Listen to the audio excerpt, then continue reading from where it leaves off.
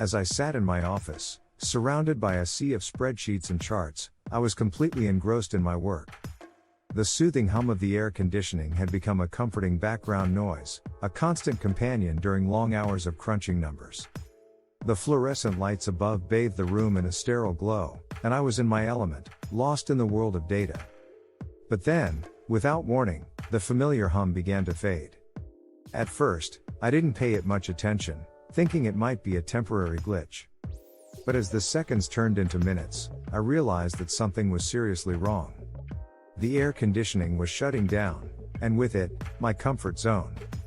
As panic started to set in, I looked around the office, hoping to find some explanation for this sudden silence.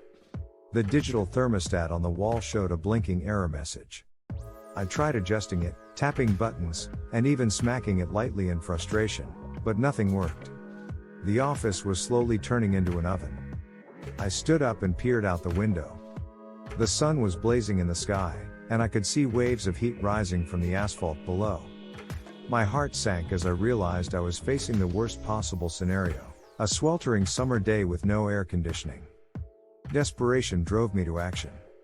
I rushed out of my office and into the hallway, hoping to find someone who could help. But the hallway was empty, the eerie silence stretching out before me.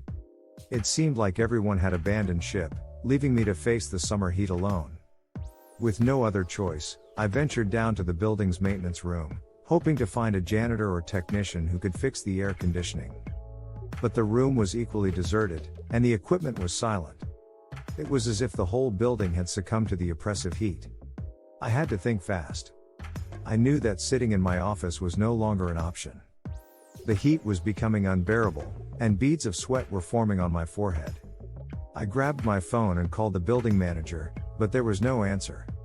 It seemed I was truly on my own. As I walked back to my office, I spotted a small fan tucked away in a storage closet. It was a feeble solution, but it was better than nothing.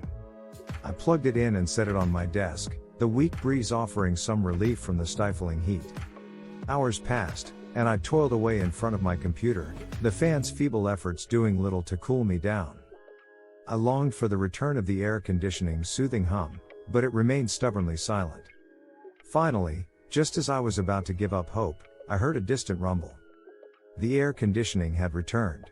It roared to life, and within minutes, the office was filled with cool, refreshing air.